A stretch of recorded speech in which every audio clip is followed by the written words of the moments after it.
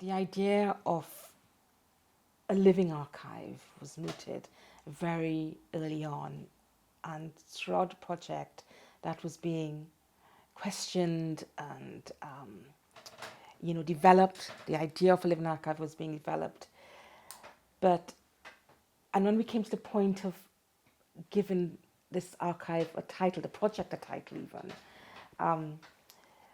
which is Here Northeast, it gave this idea that we are here. We've kind of landed. Actually, we've been here, and the idea of a regional, a black regional identity, the strength of a black regional identity in the Northeast, which I don't think I have felt before. It's before it's been, as I said, minoritized, marginalized. That's the only thing that's defined us as outsiders, as othered.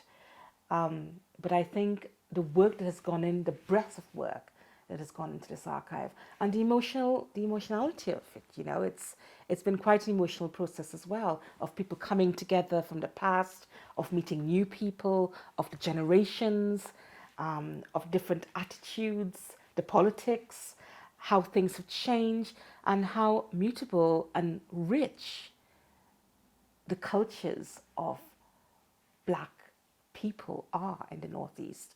Not invisible. The fact that we need to recognize the contributions, but also punctuate. It's a form of resistance as well, I think. Punctuate the fact that we are here, we've always been here, this is a global history, we're from the global majority, we're not going to go away. So the actual goal of the project was to bring together the archives of black organizations, voluntary organizations, charities, and to bring together that work, that, as I called it, the blood, sweat and tears work, all the work that they've done over the past 20 years in the community for the Northeast region, basically. And this was like a range of projects, everything from supporting communities, through workshops, through programs, through different projects, but also creative projects as well, putting front and center their culture, creating a space for themselves in the Northeast. One thing, to start, I'll say one thing about the project.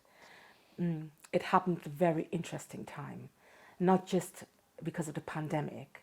So we're talking here 2020, the summer of 2020 when we initiated the project. But because of, the Black Lives Matter movement and protests and the kind of shift in consciousness that happened around that. And actually, it was actually those two phenomena, we could talk, global phenomena, we could even refer to them as kind of compressing together and creating the situation where we were almost, it demanded of us to look at the world differently. It demanded of us to think about our own, that we're not infinite beings, basically. It demanded us to think about the precarity of life. It demanded us to, think about kind of race and different inequalities, If the pandemic heightened and showed up the inequalities existing amongst black communities and many other communities as well, Black Lives Matter, highlighted, we were confronted with the disparities as well. And it brought things to the fore. It brought issues, not just of representation, but issues to the fore that were so important in the context in which we live at the moment. It still carries on, basically. People were saying that it's like a moment. It was a moment, but actually within the course of the project, I think it created a sort of movement. And I think we're still, so during the course of the project, we needed to be informed by those happenings, and that momentum had to stay. We were lighting a fire. Susan Ashley keeps saying this. We're lighting a fire in terms of the work that we were doing to shift things. I did a lot of work being trained by a lot of the women who were being interviewed for oral histories, the pioneers, Louise Evan Wang, Beverly Privat Goldstein, Amanda Main, all of these women were training me 20 years ago. And now I understand why they were doing that and why I was taking part in all these things, because it kind of prepared me for, the work I'm actually doing at the moment. This work is around belonging. It's around people feeling a sense of purpose, people feeling a sense of rootedness in the Northeast region, and the fact that colonialism has brought us all together.